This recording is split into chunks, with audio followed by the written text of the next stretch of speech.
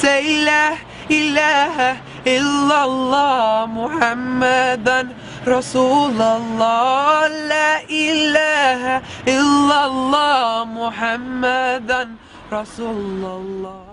أودعكم وأنتم لي عيوني أودعكم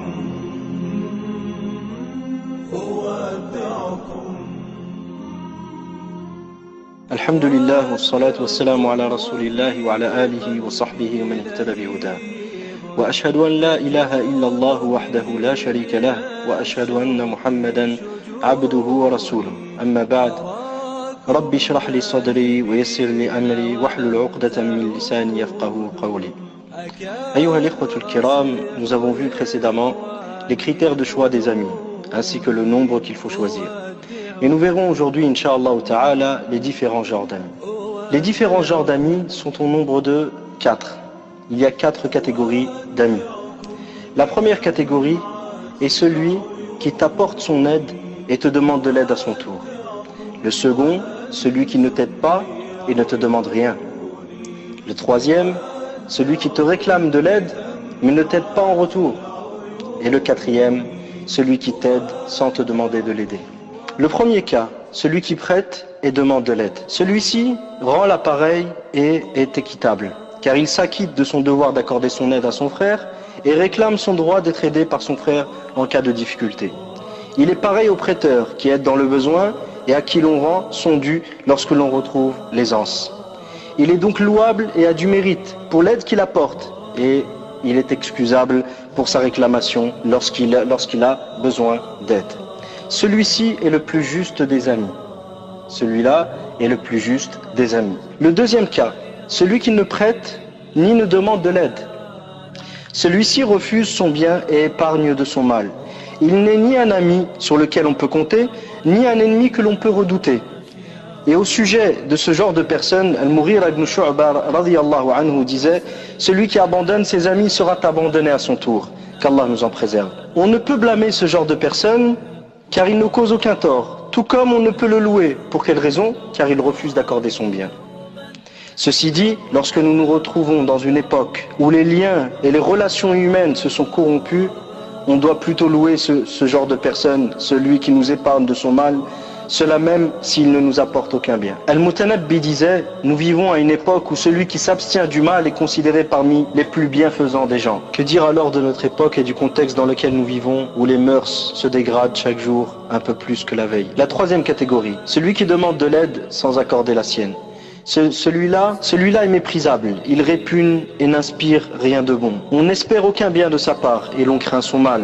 Combien est mauvais celui qui accable autrui par ses demandes lorsqu'il se retrouve en difficulté, puis qui oublie, voire méprise les autres lorsqu'il est dans l'aisance. Celui-ci ne mérite aucune part d'amitié ni de sympathie. Le calife Al-Ma'moun qualifiait ce genre de personne de maladie et de poison pour les amis. Un sage disait, le pire qu'un noble de caractère puisse te faire est de te priver de sa bienfaisance, tandis que la meilleure chose que pourrait t'offrir un mauvais est de t'épargner de son mal. Ibn Rumi avait composé les vers suivants. Il disait, nous trouvons excuse au palmier de nous brandir ses épines, car il le fait pour repousser nos doigts de ses fruits. Mais qu'a donc alors la maudite ronce à nous brandir ses épines alors qu'elle ne porte aucun fruit? Et pour terminer, la quatrième et dernière catégorie, celui qui apporte soutien et aide sans jamais le demander pour lui-même. Ya lahu min akh. Combien est-il noble de caractère et combien méritable est son comportement. C'est le meilleur et le plus vertueux des frères. Akhil Karim, si jamais tu as la chance d'avoir un tel ami, conserve jalousement son amitié, car ce genre de personnes se font de plus en plus rares, précieux bienfaiteurs et joyaux d'une rareté inestimable. Toute notre attention doit être portée à ne pas gâcher cette amitié. Akhil Karim, si tu as autour de toi un ami pareil, qu'il soit plus cher à tes yeux que tes biens les plus précieux, et rappelle-toi que le profit que tu auras de tes biens est bel et bien restreint, tandis que celui des frères est général. Il est donc plus digne d'être conservé et gardé. Al-Farazdaq rahimahullah disait à ce sujet, lorsque ton frère s'en va, rien ne le remplace, alors que l'argent s'en va et s'acquiert à nouveau. Wa sallallahu sallam wa baraka ala nabiyyina Muhammad wa ala alihi wa sahbihi ajma'in walhamdulillahi rabbil alamin.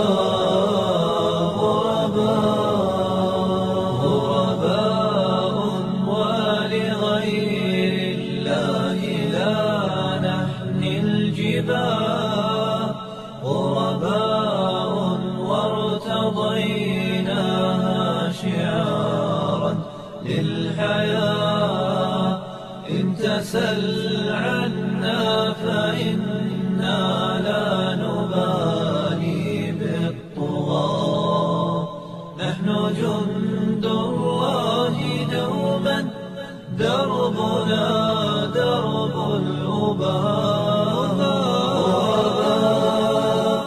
غرباء غرباء